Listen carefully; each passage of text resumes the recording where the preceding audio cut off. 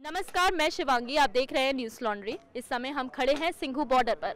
पिछले 1 साल से किसान सरकार के खिलाफ दिल्ली से सटे अलग अलग Singhu border, Tikri border, Ghazipur border समेत अलग अलग देश के बॉर्डरों पर धरना प्रदर्शन कर रहे हैं और अब 1 साल से अधिक का समय हो चुका है किसान अपने घरों को वापस लौटने को है। कल प्रधानमंत्री नरेंद्र मोदी ने इस बात की घोषणा कर दी है कि पारित 3 कृषि कानूनों को वापस ले लिया जाएगा। एक आधिकारिक चिट्ठी में उन्होंने कहा है कि इन 3 कृषि कानूनों को सरकार अब वापस ले लेगी। साथ ही किसानों की जो अन्य मांगे थी उनको भी पूरा करने का उन्होंने ऐलान कर दिया है। हाल ही में सीडीएस बिपिन रावत की मौत हो गई थी और इसलिए किसान नेताओं ने फैसला लिया कि हम कोई जश्न नहीं मनाएंगे और शांतिपूर्ण तरह से अपने अपने घरों को वापस लौट जाएंगे। 1 साल से अधिक का समय, कई उतार चढ़ाव, कई चुनौतियां सही होंगी किसानों ने। यहाँ पे हमारे पास साथ कई किसान मौजूद हैं जिनसे आज हम बात करने जा रहे हैं। सबसे पहले तो बताएं कि इस समय आप लोग किस तरह का माहौल है आप लोगों के बीच में और क्या खुश हैं? ऐसे बात है जी कि खुशी का माहौल तो है। हमारी जो मांगी थी, जिन मांगों को लेकर हम 1 साल से यहाँ पर बैठे थे, उन मांगों को प्रधानमंत्री नरेंद्र मोदी जी ने स्वीकार किया है। हमको विश्वास दिलाया कि आपकी मांगे हैं, जो लिखती रूप में विश्वास दिया गया है कि उनको पूरा किया जाएगा। एक खुशी भी है, एक दुख भी है कि हमने अपने हाथों से ये घर बार यहाँ बनाया था और दूर दूर अलग अलग स्टेट से यहाँ लोग आए थे। उनके साथ एक इंसानियत का नाता जो था वो हमारा जुड़ चुका था।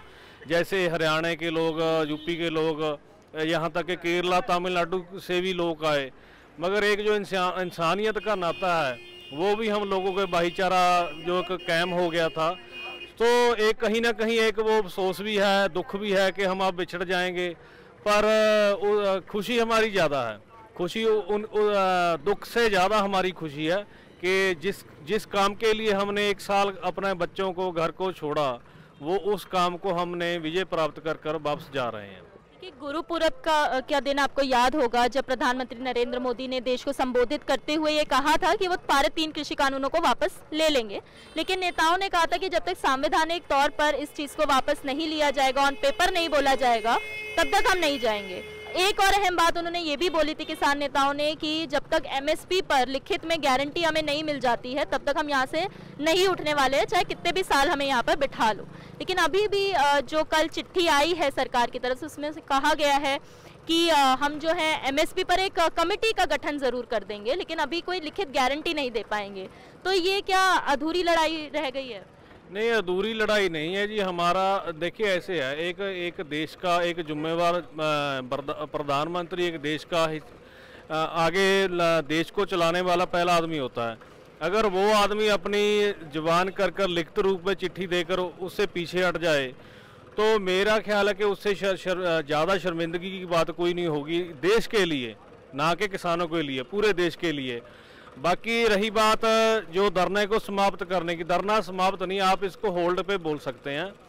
अगर मोदी जी ने अपनी जो लिखित में बातें की हैं, हमसे वादे किए हैं, अगर वो उससे मुकर जाते हैं, पीछे हट जाते हैं, तो जो आने वाला उसके किसानों की तरफ से, जो देश के लोग हैं उनकी तरफ से जो आने वाला सैलाब होगा, वो शायद मोदी जी से ना मुड़ेगा, ना संभल पाएंगे।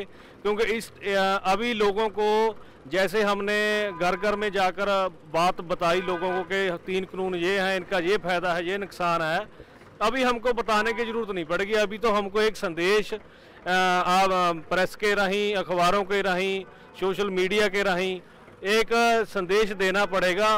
उतने में ही हमारा काम हो जाएगा और मोदी जी को तो सांस नहीं आएगी अब की बार। एक चीज़ बताएं कि आप कह रहे हैं कि ये जो लड़ाई थी वो मोदी सरकार के खिलाफ भी एक लड़ाई थी, और अब जब चुनाव आने वाले हैं, पंजाब और उत्तर प्रदेश जो है उस पर सबकी नज़रें, हालांकि 5 राज्यों में चुनाव हैं, लेकिन इन 2 राज्यों पर सबकी जो है वो नज़रें टिकी हुई हैं। ऐसे में बीजेपी का कोई स्कोप है, दिख रहा है आपको पंजाब चुनाव?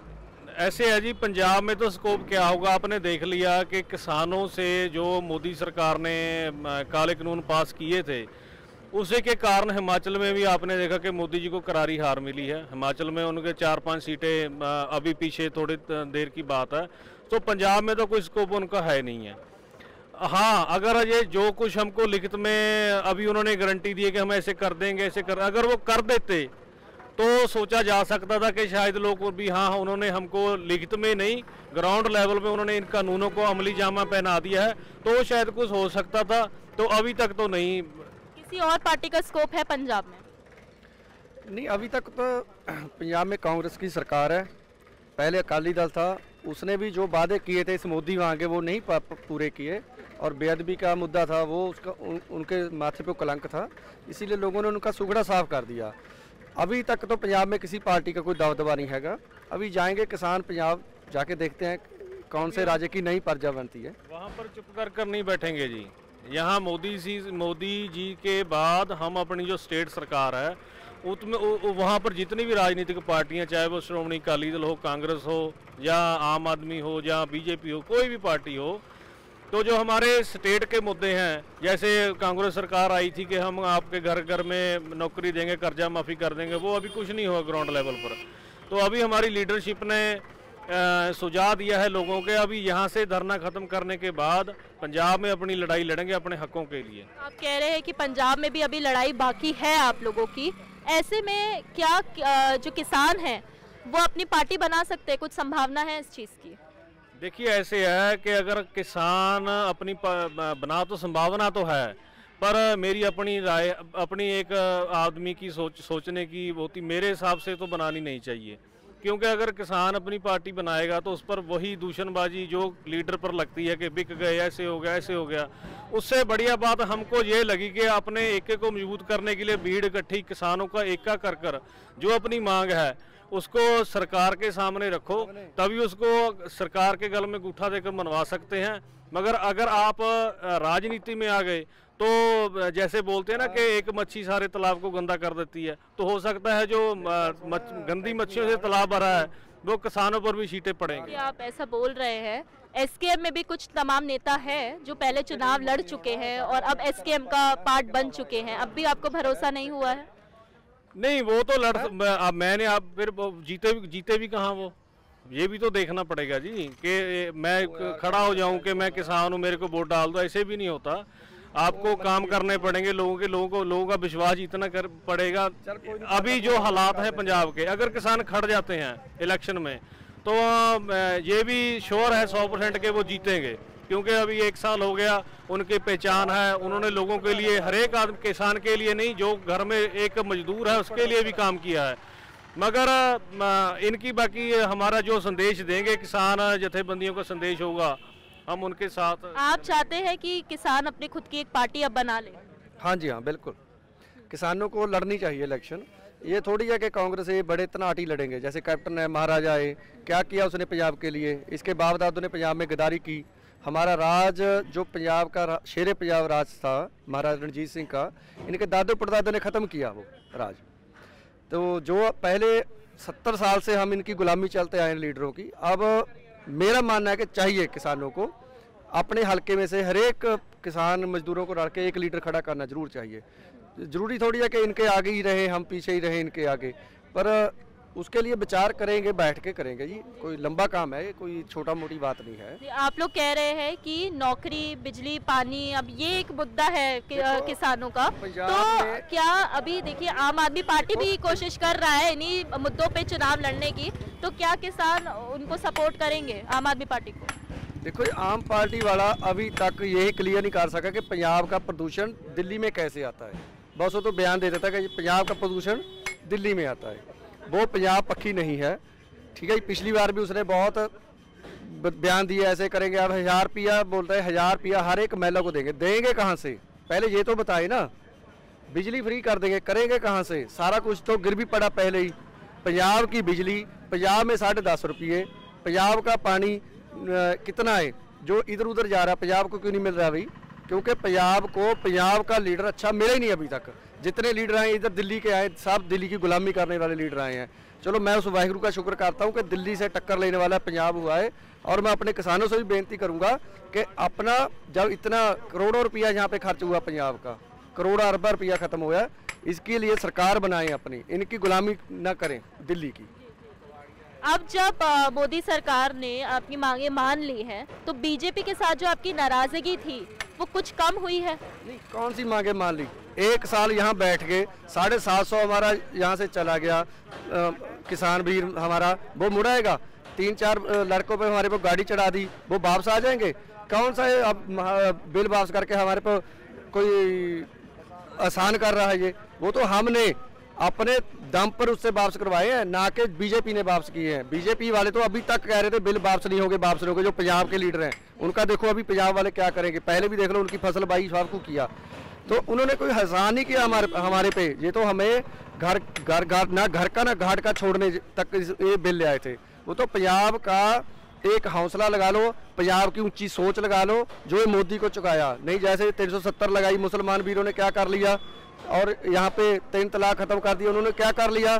इन बातों से इसको क्या फायदा होने वाला था?